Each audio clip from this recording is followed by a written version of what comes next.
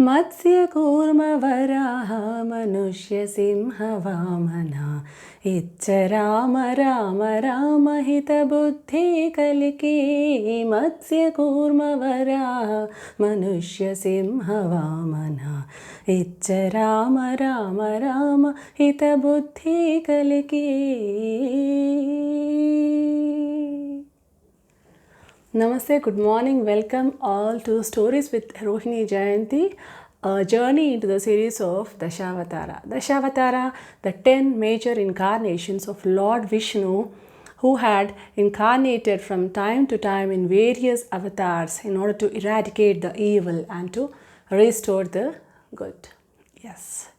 We have seen various avatars of Lord Vishnu in all the previous episodes. And today we are going to see another amazing avatar of Lord Vishnu, that is the sixth incarnation. Sixth incarnation during the last period of the Treta Yuga.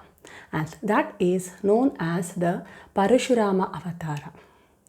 Parashurama Avatara was the sixth incarnation of Lord Vishnu, and that refers to that avatara wherein Lord Vishnu incarnated as Parashurama on the earth, destroyed all the Kshatriya warriors who abused and misused their power and tyrannized people.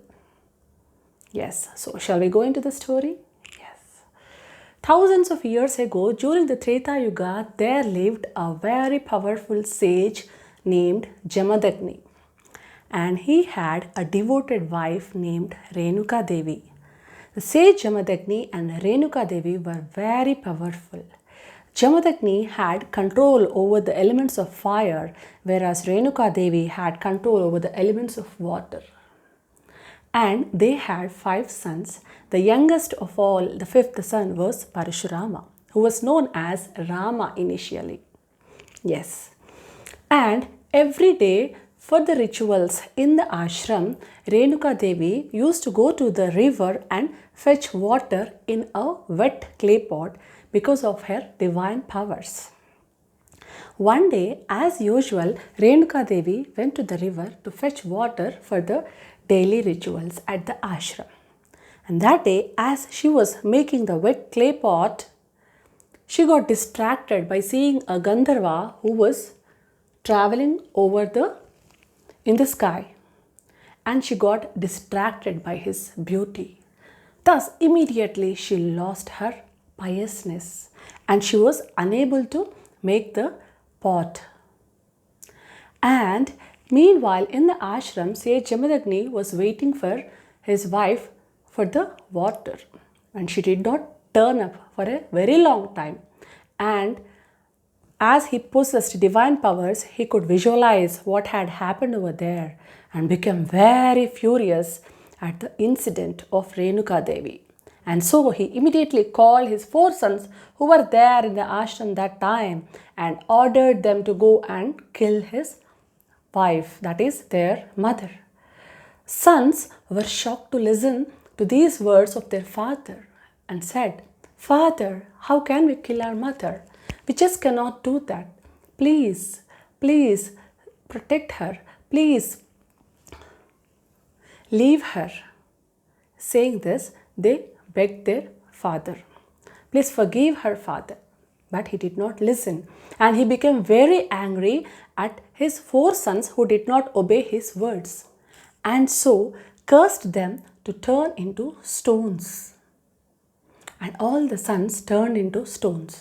Meanwhile, Parashurama arrived to the ashram and found his 4 brothers standing there lifeless in the form of stones. He was shocked and he immediately ran to his father and asked him the reason.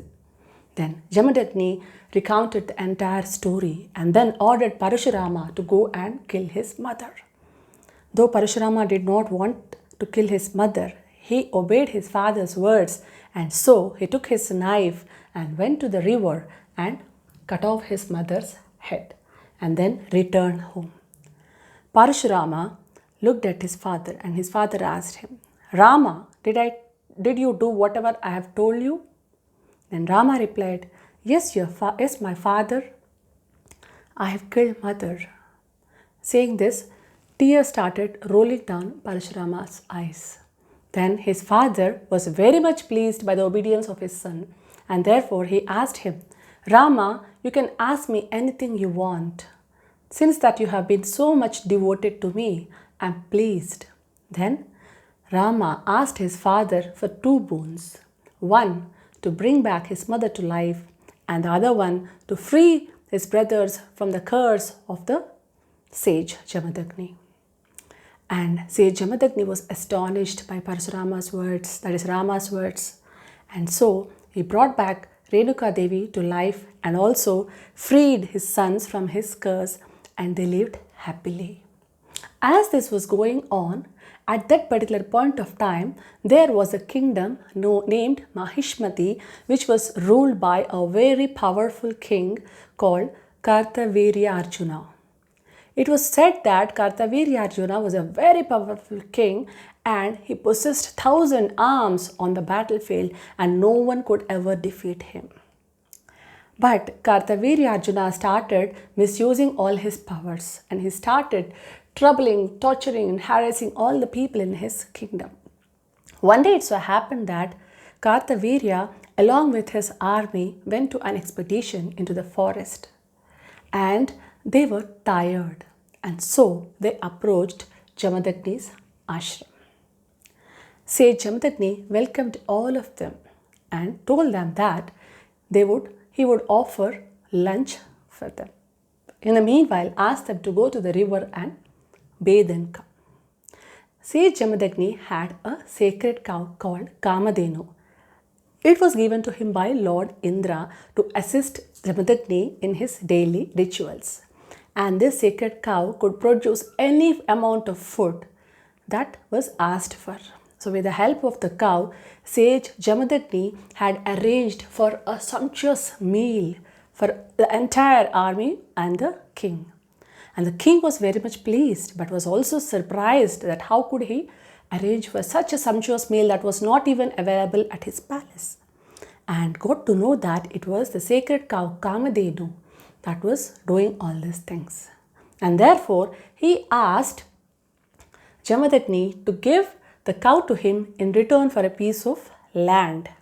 But Jamadagni refused and told him that the cow is godly and only used for the rituals, holy rituals at the ashram and cannot be lent to anybody else.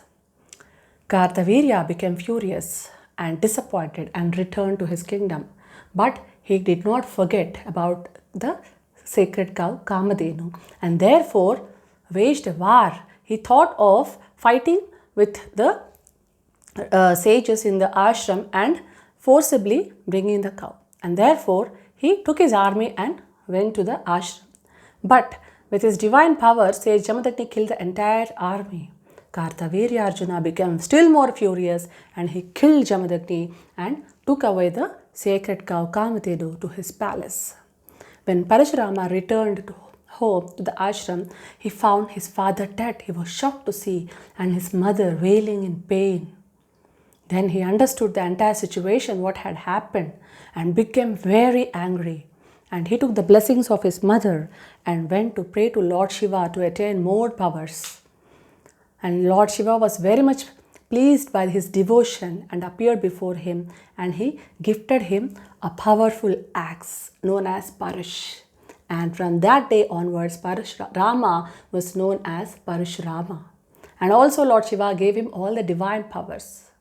Thus, Parashurama set on his journey to destroy all the kings, all the warriors who were abusing the innocent people.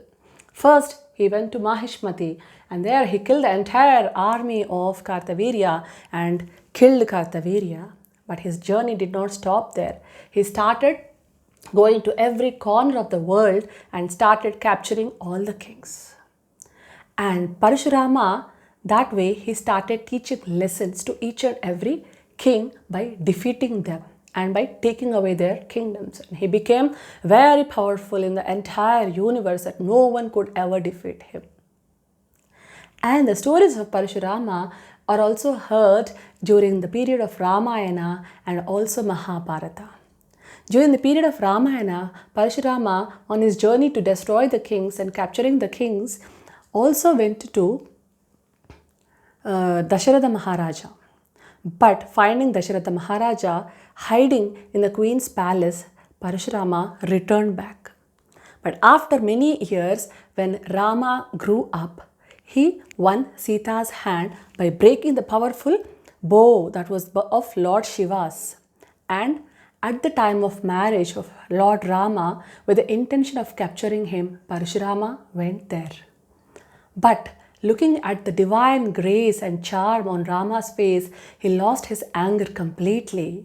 Then he realized the purpose of his incarnation and bowed to Rama and returned back. And that point of time, Parashurama returned all the kingdoms to the kings whom he had captured previously and taught everybody a lesson that they have to rule with a good intention and do not misuse their powers. And the kings were very happy. He had given away all his pleasures and all his treasures and wealth, everything, and finally entered into an eternal state of meditation. And in Mahabharata, Parashurama played a very vital role being the guru or the teacher of Dronacharya. Dronacharya was the favorite disciple of Parashurama. Later, Dronacharya was appointed to assist the Pandavas and the Kauravas and teach them archery.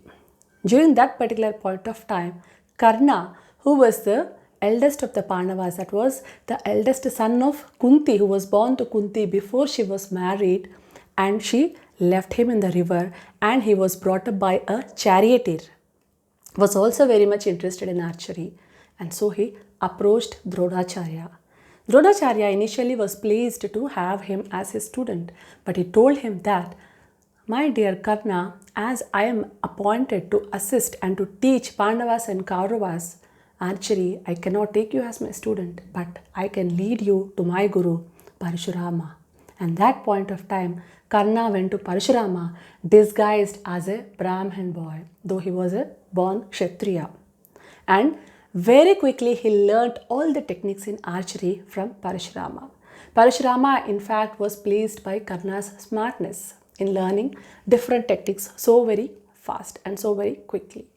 One day, it so happened when Parashurama wanted to rest, Karna offered him his lap. And Parashurama slept on Karna's lap. At that time, a bug came and started biting Karna. Though it was painful, Karna did not want to wake up his guru. So he resisted the pain and it started bleeding, and the blood touched Parashurama and he awoke. And he saw Karna bleeding. He became very angry, and in his anger he asked Karna to tell him the truth, because he told Karna that no Brahmin could tolerate that much pain. It is only a Kshatriya who could tolerate that pain. And he cursed Karna for lying him that he was a Brahmin, and told him that whatever he had learned so far would never be helpful for him at the time when they are actually required. But also told Karna that he would become a great person by his good deeds. But his knowledge, the techniques, would never help him in his life. And that is how he played a very important role in Ramayana and Mahabharata. And finally, Parashurama was also known to have protected Konkana and Malabar of the Western India from tsunami. By throwing the axe into the ocean, he controlled the ocean gods not to stay within their boundaries and not to come out and capture the land. Thus, it is said that Parashurama is a Chiranjeevi, and he is still alive somewhere in his eternal trance and would come down to earth when it is required. That is the story of the greatest incarnations of Lord Vishnu, one of the greatest incarnations of Lord Vishnu, as Parashurama, the sixth incarnation, in order to destroy the brutality, the cruelty of the kings and to put them in a proper order and to maintain the cosmic equilibrium. Did you all like the story, children? Yes. So next time, in the next episode, I'm going to come with another amazing avatar of Lord Vishnu in the series of Dashavatara. So till then, stay tuned. Bye-bye.